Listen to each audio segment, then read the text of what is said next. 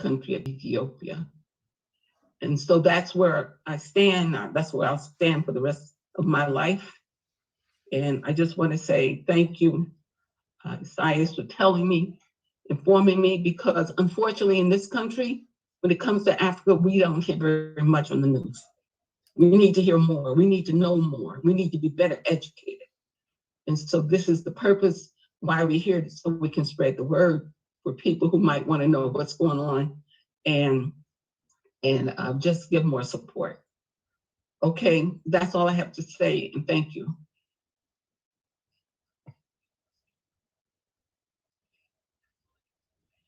Thank you.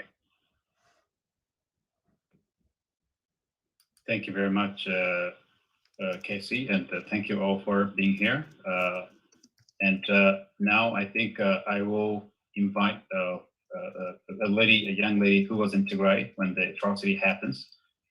Her name is Hildana Gabrawaria, and I believe she's here now, and she'll tell us about what happened in Tigray. So she was a student at one of the universities in Tigray, Marilyn University, and she's seen everything, the atrocity, the gang rape and everything. She's been there, and luckily she's in San Francisco now with her family.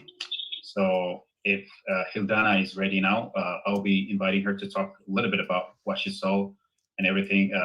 So I will, without further ado, I will invite Hildana to tell us what she saw in Tigray when she was there. You know, she's seen the war, like she was there when the war happened. And Hildana, please. Hi. Good afternoon, everyone. Can you hear me? Mm-hmm. Yes. Good afternoon.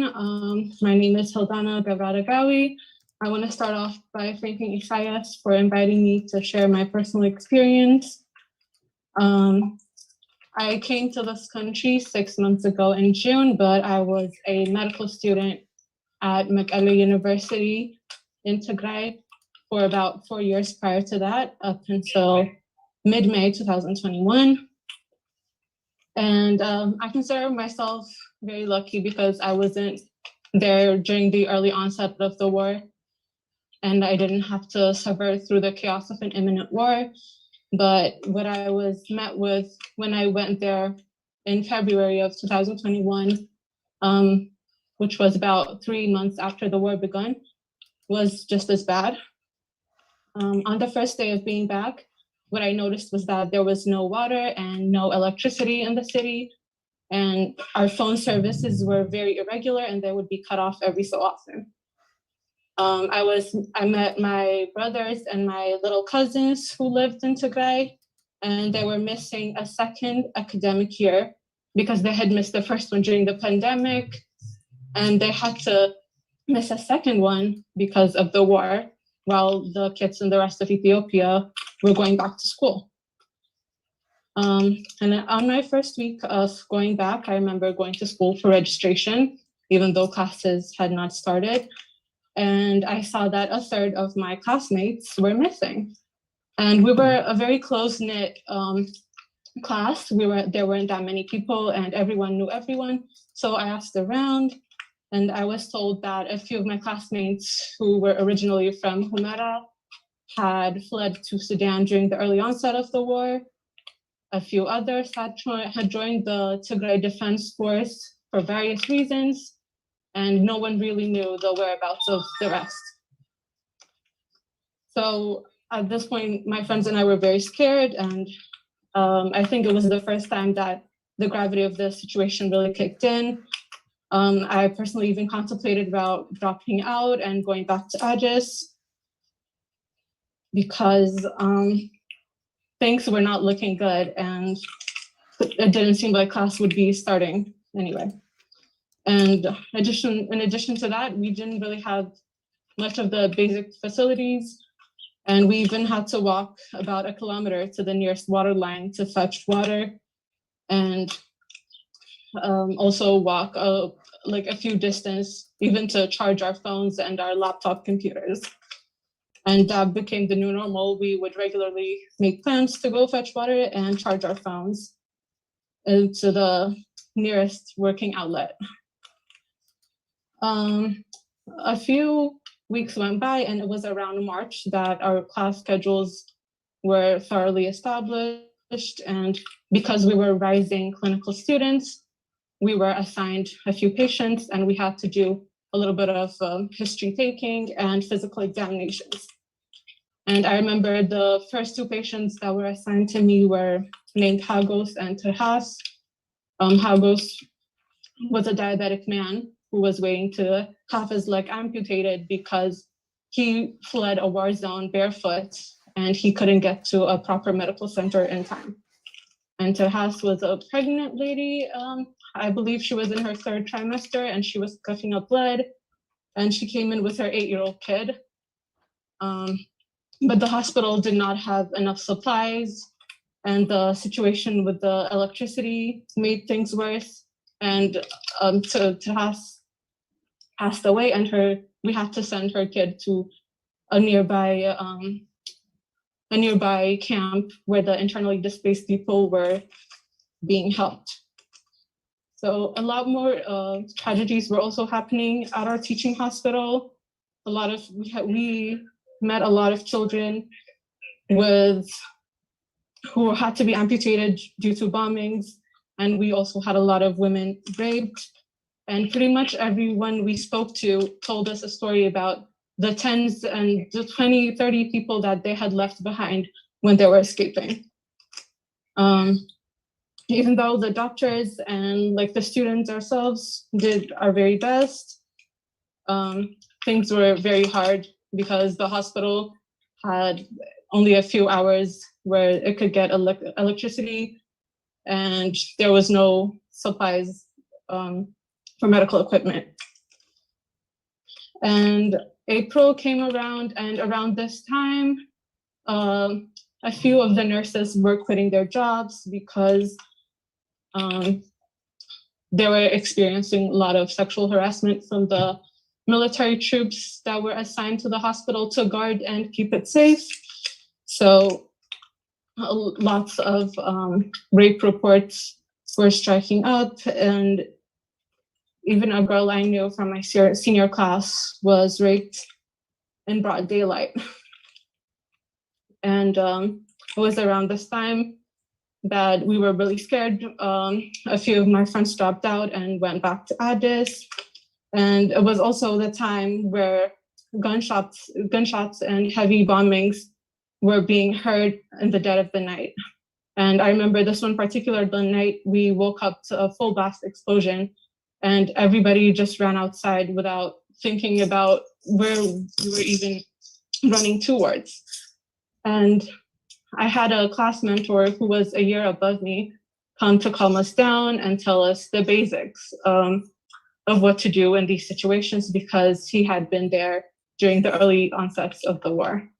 So he told us to never run and to always take cover, and that if we heard these sounds, that it actually meant we were safe, because had we been the targets, it would have hit us before we even knew. This mentor of mine was named Abraham, and he later dropped out because he received news from his hometown of Aksum that his 70-year-old father was being held captive, and the soldiers were asking for ransom. A lot of kids ended up dropping out actually after him. He was not the first, nor was he the last. For various reasons, lots of them had to go back to protect their families, or they just volunteered to be providing their services to other people in the war zone. Or in my case, some of us dropped out in order to find a better place to further our education and just thrive. So I came here around mid of May, and not long after, all the kids that were not from the Tigray region were sent back to their hometowns because the school could no longer sustain a good environment for the students. And while my other classmates were relocated to other universities, the people that were local to the Tigray region are still there, and nothing is being done for them. So this is what I've experienced. when I was there, and I'm very lucky to be here today. Thank you.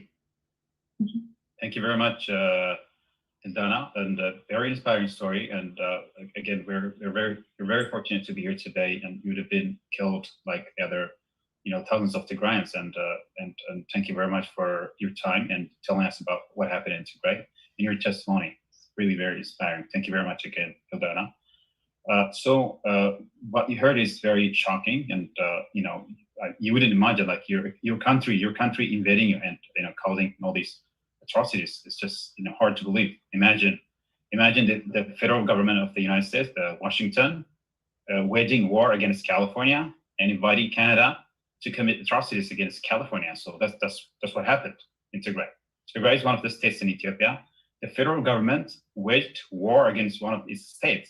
Not only that, invited Eritrea, a foreign country, and committed gang rape and destruction of properties, and you name it, every atrocity you can imagine. So this is what happened, and the level of betrayal is unimaginable. So without further ado, I will try to give you some idea of what happened in Ethiopia and in Tigray specifically, and the reason behind all this atrocity. And first, I will talk a little bit about the genesis of the conflict. So what is the reason? And I think there are two main reasons. The first one is it's a clash of ideology. So in Ethiopia, there are two competing ideological differences. And the first one, which is, a system that allows diversity and, different ethnic groups to live peacefully, to coexist peacefully, which is truly the federal form of government. And there is another group that wants to run the country through iron fists and through one ideology, one political thinking, and political and economical dominance. There's that group. So there's the clash of ideologies, the main inherent reason, the underlying reason for this war. So unfortunately, for the past 27 years, even with its limitations, Ethiopia has been one of the fastest growing economies. People would live along together. But unfortunately, right after this current prime minister took office about 3 years ago, since April 2018, there's a group that wants to dominate politically and economically. So that's the main problem. So wants to rule Ethiopia, and just dismantling the federal form of government and rule the unitary form of government, one ideology, one group, and one mentality. So that was the main problem, the underlying reason why we're here today. And the second reason, the immediate reason, is because the federal government postponed the election, and unfortunately, the Tigray government wants to proceed with the local election, and of course, Tigray held its election, and the federal government waged war. So that's the immediate reason, the election, the decision by the federal government to postpone election, whereas the Tigray government holding election. That was the second reason, the immediate reason for the war. So what happened? What was the crisis? And I think tens of thousands of people were killed, mainly civilians were killed deliberately. Door-to-door assassination of civilians were very common. Seniors, pregnant women, and children were also killed. People you wouldn't expect to bear arms. Sexual violence was used as a method of warfare, like Hildana witnessed. Soldiers, Ethiopian and Eritrean soldiers, have raped thousands of women and girls in Tigray, basically deliberate. It's not a separate incident, but actually it's deliberate, and it was spearheaded by the federal government intentionally, on purpose, and there are multiple reasons to prove that. So sexual violence was used as a method of warfare, harassing and infecting women and girls with different diseases, and harassing them and breaking their spirit. So that was done intentionally, and there are proof evidence for that. And destruction and looting of public property, infrastructure, and private asset was also common. That happened. Even recently, the federal government air-bombed one of the mega hydroelectric powers in Tigray. Imagine your own government bombing electricity dam. So that happened. You can see it all over the news. And food was used as the method of warfare. So ever since the war broke out about a year ago, the Tigray has been blocked. There is a humanitarian blockade, and still to this day, the federal government blocked aid. People are starving. nearly 90%, 95% of the Tigray population is facing famine, and thousands have already died, and still aid is blocked. Even this government regime expelled top UN officials from Ethiopia. So imagine how dictator the regime is. That's expelling UN officials for nothing, just for helping people. This and I can go on and on. It's a lot. This is also very difficult to talk about, but that's been happening for almost 1 year in Tigray. What the international community did is insufficient, I believe. The regime killed many people, including aid workers. UN and UNICEF and other aid workers were also killed. And unfortunately, UN didn't do anything except condemning what happened. So the international community didn't respond well, and unfortunately, that's what we have. And I think something worthy mentioning is the media. The international media has done a lot of work. For example, CNN has unmasked or just investigated a lot of atrocities, and I think that's something worth mentioning in terms of the international community. And the regional actors are almost dysfunctional. The African Union, as you can imagine, has done almost nothing, unfortunately. Even the chairperson of the African Union, at some point, he tweeted saying that, "Oh, this is a law enforcement operation." So he legitimized what was happening in Tigray. So we don't expect a lot from the African Union, unfortunately, but that's the reality. And I think something I should mention is that the African Union Constitution, Article 4H of the Constitution, allows or permits the Union to interfere in the event one of the member states violate international law or there's grave or serious humanitarian violation. So when everything happened, the Union was just watching. They were just watching it, and the African Union headquarters, the main office, is in the capital of Ethiopia. Actually, they didn't do anything at all, just watching it and watching it for almost a year. So nothing to expect from the African Union, unfortunately. And that being said, currently there is an ongoing discussion in the United States political process to designate or determine whether genocide was committed in Tigray, the genocide determination. So I think this is very important, and I want you to know about that. There are multiple reasons for that. But first, let me begin with the definition of genocide. So genocide mainly is based on the definition of genocide is based on the 1948 Geneva Convention. That's the international definition of genocide. But the United States has its own definition of genocide. The U.S. genocide terminology is based on 18 U.S. Code, Section 1091. So U.S. has its own definition of genocide, and the U.S. government will decide whether the Tigray genocide is actually genocide. In fact, it's genocide. In fact, but in law, it's not yet called a genocide. It has to be called genocide by U.S. specifically by U.S. State Department. The Secretary of State should decide whether genocide is committed. So that being said, Representative Tom Malinowski from New Jersey is the first person to introduce to Congress through the Defense Authorization Act in the form of an amendment. So that was debated at the House, but so far, we're still in the process. Ultimately, the State Department will decide whether genocide was committed in Tigray. So part of the reason why I'm mentioning this is because you have to be voiced. You have to push your elected officials so that the genocide in Tigray is, called genocide by law. And there is another reason for that in terms of accountability. So genocide happened, but the people who committed the genocide should be held accountable, responsibly. They have to be responsible or held accountable to the full extent of the law. That can only happen if the United States government considers what happened in Tigray as genocide in law or by law. So I'm asking you to push your elected officials so that they can take action. And a third reason why the genocide should be called genocide, or the U.S. should determine the genocide in Tigray is genocide, is because it can deter further atrocity. And you don't want another Holocaust. You don't want another the Rwanda genocide, the Rwanda genocide, and the Bosnia, the Armenian, the Cambodian. All these genocides were one of the shocking incidents in human history, and we don't want that to happen again, right?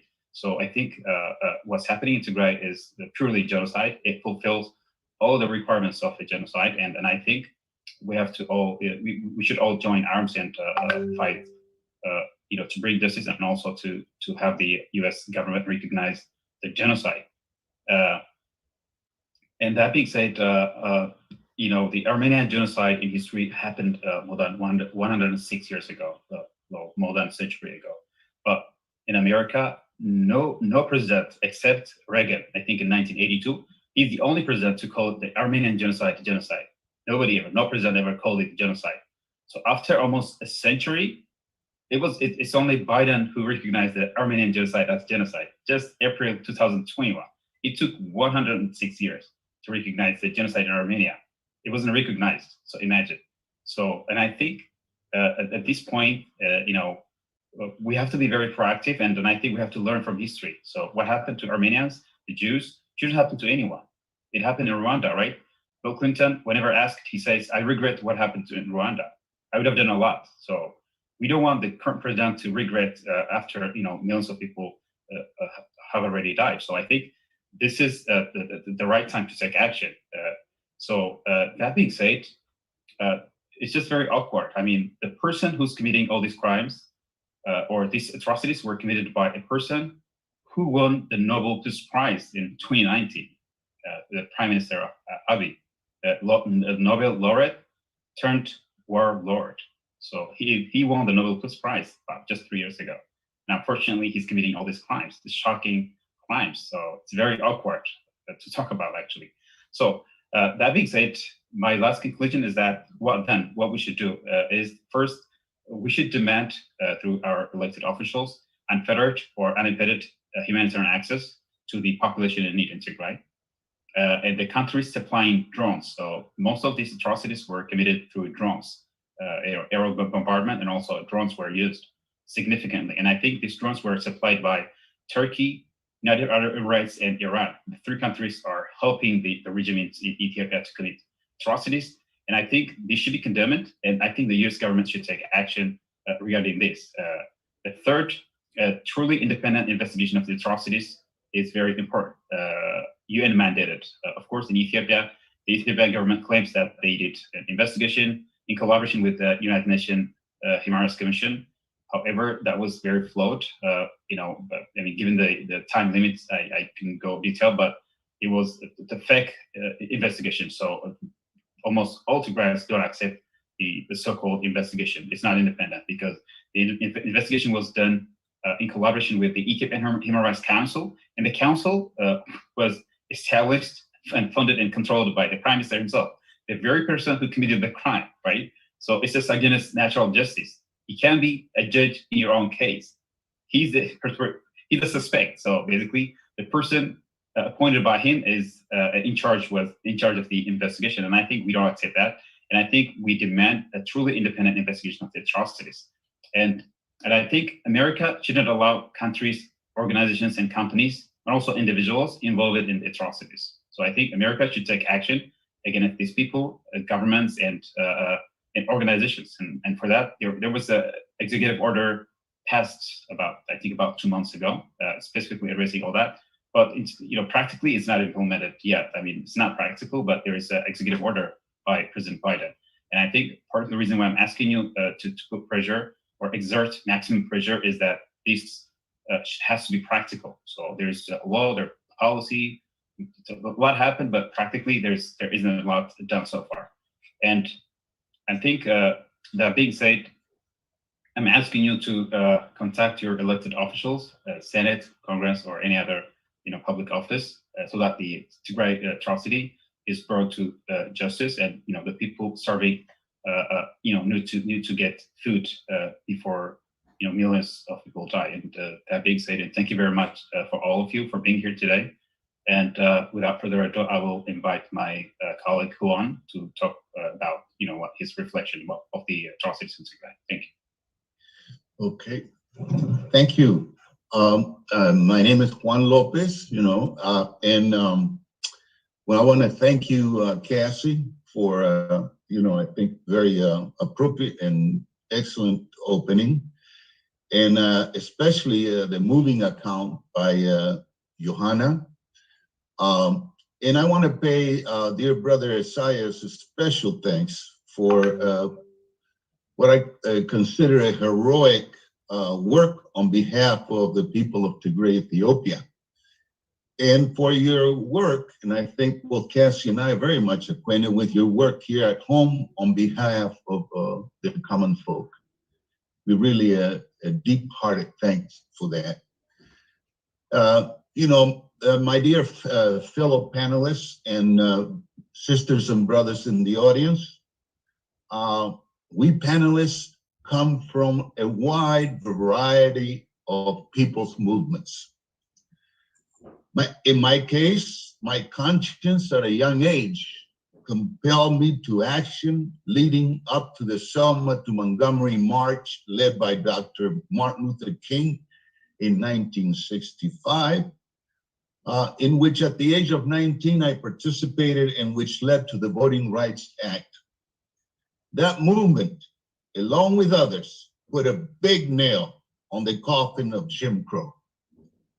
Later, it inspired me, as with others, to join the millions worldwide clamoring for an end to apartheid in South Africa.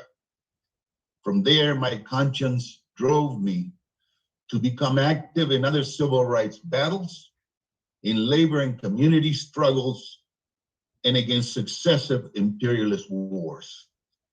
And most recently, as with others among you here in the audience, my conscience forced me to throw myself fully into the electoral and grassroots struggles to stop the drive towards fascism with all its horrors, led by Trump on one side, and on the other side, the fight for democracy and to stop the threat to humanity's very existence due to climate change and nuclear weapons confrontation. We understand that what happens here in our country will affect people everywhere in the world. Today, once again, my conscience and that of other panelists will not allow us to sit idly by while millions of our fellow human beings in Tigray face famine, while women are gang raped, while children are killed and maimed in body and soul, while young men die by the thousands on both sides of the conflict in Ethiopia, while resources that could be used to better Ethiopian lives are being squandered in war. The intention of those of us of American origin is not to interfere in the internal political affairs of Ethiopia. That is for the people of Ethiopia to resolve. However, as is being pointed out in well-documented and moving personal accounts reported by other speakers here, the narrative concludes that the heaviest weight of the human tragedy falls on the backs of the people of Tigray, that the federal Ethiopian government tries to stifle attempts by human rights organizations to enter the Tigray region, that it goes as far as to expel and in other ways prevent top human rights UN officials to independently assess the situation and carry out humanitarian missions into Tigray. That while other actors in the conflict bear some responsibility, it is the federal government that is carrying out a military campaign of atrocities, which some international quarters and sections of the Ethiopian community are describing as genocidal. The call by the international community is for a cessation of military activity by all sides and a peaceful negotiated political resolution to the crisis. As with the United Nations and the international independent human rights organizations, ours is above all a humanitarian concern. As the labor slogan goes, an injury to one is an injury to all. We are demanding that the Ethiopian federal government stop blocking food, medicines, and other necessities of life from reaching the people of Tigray, who by the millions are already starving or on the verge of mass starvation. We are demanding that the Ethiopian federal government stop the collective punishment of a whole people, including gross violations of human and civil rights. We do not tolerate poverty or the infringement of human rights here in the US generally, but especially when aimed at people of color, be they native or foreign born. We do not tolerate that here. Why? Why should we tolerate it anywhere else in the world? Thank you. Thank you very much, Juan. Really very inspiring, and thank you very much. This is really a wonderful account of your your struggle for many years, and here we are. You're also fighting at this stage. So thank you very much for the service, for the many years of service, the civil rights struggle, and your personal commitment to fight for justice. And thank you for speaking for Tigray. So followed by, I will invite one of our colleagues, Alex. But before that, there's a 2-minute short video, and then Alex Farr will continue. So I will show you a short video of the atrocity, and hopefully you'll learn a lot from this. So I'll share the video right now.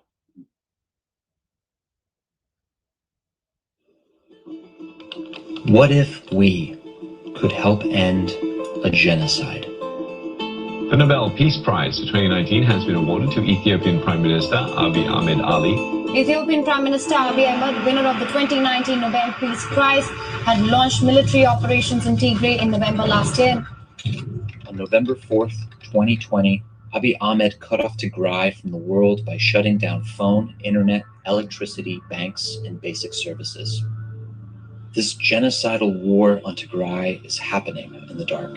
We have corroborated information of gross human rights violation abuses, alleged mass killing of several hundred people. We are seeing very credible reports of human rights abuses and atrocities, Abductions and sexual violence against women and girls. This is part of a campaign that's being intentionally waged against the women of Tigray. Sexual violence is used by soldiers as a way to fight this war. Well, it's chaos here. The Ethiopian Red Cross has warned that 80% of the country's conflict-hit Tigray region is completely cut off from humanitarian aid. Give us safe and unhindered access. Respect the medical doctors. Respect the health facilities. Ethiopian troops, along with neighboring Eritrean troops, have killed thousands of civilians, including deliberate weaponized rape of women and girls. Some have called this another Yugoslavian or Rwandan genocide in the making. But today, we hope to change that. Join us in spreading awareness about what's happening in the dark, using hashtag Tigray Genocide and hashtag Free Tigray to pressure the international community to restore peace, provide relief, and ensure accountability in Tigray. 4.5 million people were. So thank you for watching. I will invite Alex to express your reflection. Alex, over to you. Yes, I wanted to take a minute to actually investigate or talk about the sort of investigation of the different points of view and the different stories, because we're hearing a lot of confusing reports. There seem to be essentially two conflicting narratives of what's going on in the conflict, with one narrative coming from the government and its voices on social media and around the internet. And then on the other side is the stories that we're hearing from the news media and what we just heard in that video. And actually, as I emailed you a list of links that I have from articles that I've come across in my investigation. but or my search, my delving into it. Anyway, if you could share that in the chat, perhaps, or what have you. If not, we'll see what happens. But anyway, just to go on, so the national government and its voices seems to be spreading a narrative that the conflict began with the TPLF attack on government army bases to acquire weapons, and that the national government is just defending itself from this rebellion.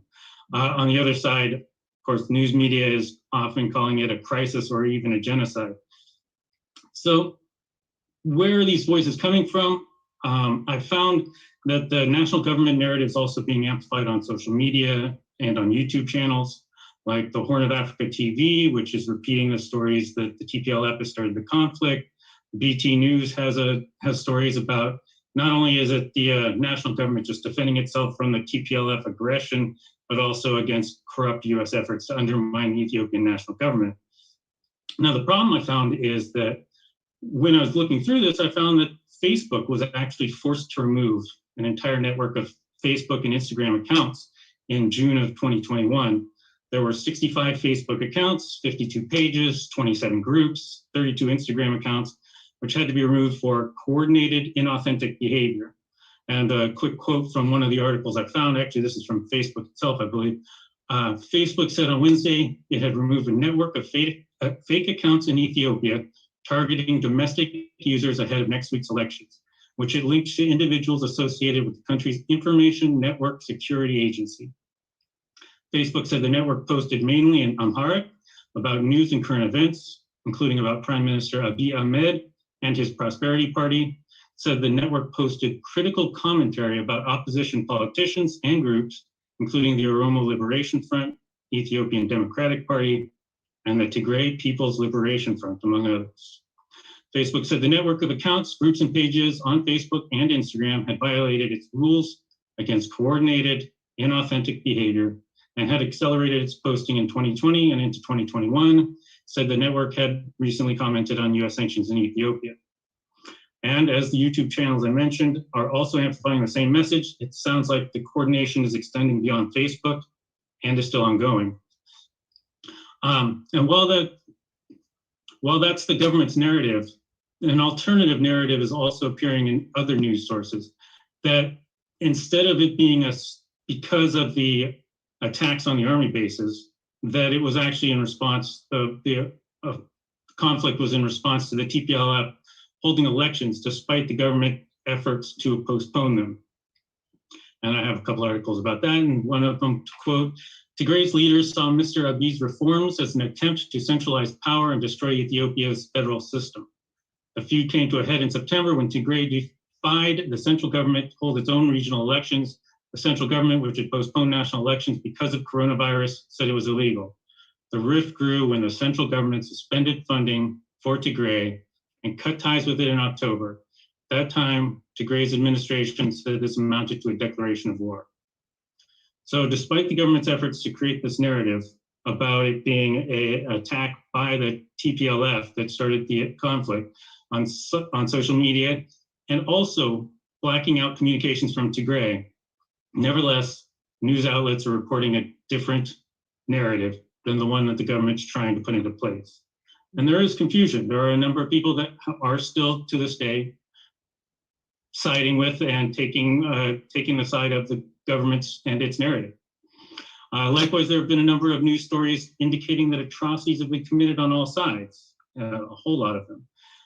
And while social media and YouTube posters that I mentioned are also emphasizing this both sides narrative, there is some reporting out of Al Jazeera, which included the additional details, which actually Isaias mentioned briefly, which undermine that narrative. And to quote from that, the Human Rights Office in Geneva on Tuesday said that the Ethiopian government had tried to limit the joint investigation with the UN.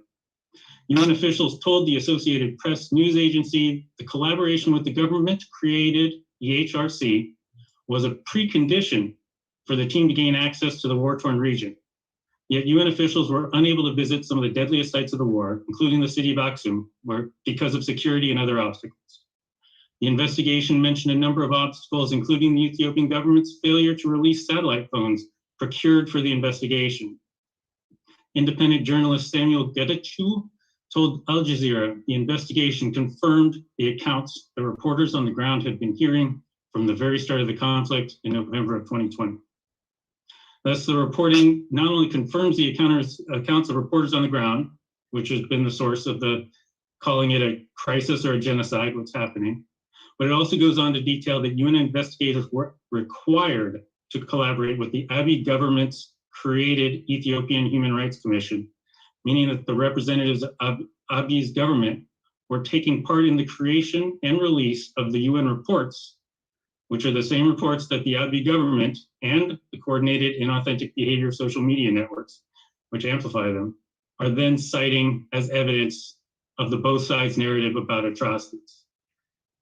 And then that narrative, as it's reported by the UN, is then taken by a lot of the more superficial news reports and then echoed there. So as I've gone through it, trying to determine what the real truth or what is going on, even just from the sources online, I find that on point after point comparison between the narratives, the government narrative in every case seems to be less trustworthy. And so I've come to the conclusion that despite all the confusion, the humanitarian aid is called for, and that I find that the majority of the suffering has been laid on the Tigrayans. And that's what I found. And please share those links if you get a chance, Science, or if you have a way. Right on. Now, our next speaker will be Sister Marilyn Till. Marilyn, you want to take it away? Thank you, Cassie. I have participated in many peace and solidarity actions over the years, and it seems to me that this is a very important situation for us to recognize and to work to try to help set the conditions for a peaceful resolution of this crisis, which will be fair to the people who currently are suffering so grievously in northern Ethiopia. There are two measures now before Congress dealing with the humanitarian crisis in Tigray and the ongoing civil war. In October, California Representative Karen Bass introduced an amended version of House Resolution 445, which she had first introduced with 3 bipartisan co-sponsors in May. The amended measure passed the House Foreign Affairs Committee by a voice vote on October 22nd. Karen Bass chairs the Foreign Affairs Subcommittee on Africa. The amended resolution now has 31 co-sponsors, 27 Democrats and 4 Republicans. 6 are from California, Democrats Lucille Roybal-Allard, Brad Sherman, Ted Lieu, Nanette Barragan, and Jim Costa, and Republican Young Kim. Several co-sponsors are known for progressive positions, including Washington State's Pramila Jayapal, Michigan's Rashida Tlaib, Wisconsin's Mark Pocan, and Texas' Sheila Jackson Lee. The resolution calls on all groups to immediately end hostilities in northern Ethiopia and come to a peaceful solution. It strongly condemns all crimes anywhere in the country, denounces the harassment of aid workers and the expulsion of senior United Nations humanitarian officials by the Ethiopian federal government, and it urges all parties to protect civilians and cooperate with independent investigations. House Resolution 445 calls for immediate, unfettered access for humanitarian operations and urges the federal government to scale up humanitarian aid, release unlawfully detained opponents, and convene a credible, inclusive national dialogue. It urges the U.S. Secretaries of State in the Treasury and the U.S. Agency for International Development to press for an end to hostilities, full withdrawal of Eritrean forces, and full independent investigation of human rights violations. The other measure before the Congress, Senate Bill 3199, the Ethiopia Peace and the Democracy Promotion Act of 2021 was introduced in the Senate on November 4 by Senators Bob Menendez of New Jersey, who chairs the Foreign Relations Committee, with Idaho Republican Senator Jim Risch and Delaware Democratic Senator Chris Coons. They were joined later by another co-sponsor, Senator Tom Tillis, Republican from North Carolina. The bill was referred to the Foreign Relations Committee. Many aspects of Senate Bill 3199 are similar to the House resolution. Among the bill's findings, critical public infrastructure was systematically looted and destroyed during the conflict, with most reports implicating Ethiopian federal government forces and allies. Just through June, damage to food and supply chains subjected as many as 900,000 Ethiopians to famine and put nearly 2 million more in near famine conditions. The Ethiopian federal government continues to impose major obstacles to international humanitarian aid and to use hostile rhetoric, endangering the security of aid staff. Over 24 aid workers have been killed, and abuses of Tigrayan civilians have intensified. Military operations by the Tigray People's Liberation Front have also displaced hundreds of thousands of civilians in neighboring Ethiopian states, and the bill notes that Tigrayan forces have also been accused of abusing civilians. Besides expelling senior United Nations humanitarian officials, in September and October, the federal government used air raids against Tigray's capital city to restrict and turn back food shipments. Senate Bill 3199 would suspend U.S. security assistance to Ethiopia's federal government and authorize U.S. support for conflict resolution and civil society peacebuilding. It calls for targeted U.S. sanctions on anyone working against a negotiated end to hostilities, providing weapons or other material support for the war. The bill urges a negotiated political solution to end the violence. It calls for unfettered humanitarian aid, an end to human rights violations, full accountability for atrocities, and human, civil, and political rights for all Ethiopians. It cites specific ways the Biden administration can work toward those goals through aid programs emphasizing community-based violence prevention and peacebuilding. A couple of other interesting things have happened recently. On December 6th, just the beginning of this week, Reuters reported that the US, Britain, Canada, Australia, Denmark, and the Netherlands have issued a joint statement expressing concern over the reports of widespread arrests of ethnic Tigrayan civilians and human rights abuses by all sides. The 6 countries called on Ethiopia's federal government to give international monitors unhindered access and urged a sustainable ceasefire to allow humanitarian aid into Tigray. And on November 22nd, Human Rights Watch, Amnesty International, Defenders, and Global Center for the Responsibility to Protect sent a joint letter to the UN Human Rights Council calling on the Council to hold a special session on the ongoing human rights crisis in Ethiopia and establish an independent mechanism to investigate violations of international human rights and humanitarian law. So that's just some of the developments that have happened in the effort to really systematically address this very difficult, grievous situation in Ethiopia. Thank you. Thank you. Oh, besides? Go ahead, Cassie. No, are you going to introduce Michelle? Or should I? Over to you, Casey. Introduce. Okay, thank you, Marilyn. It was a great report. All the reports have been really amazing. Thank you, Alex, too, and of course, the Isaias and the sister Hidana. Thank you all so much. And now we're going to have Michelle, who's going to speak. Who also teaches too. I'm proud of the teachers. Go ahead. All right. Thank you, Mama Cassie.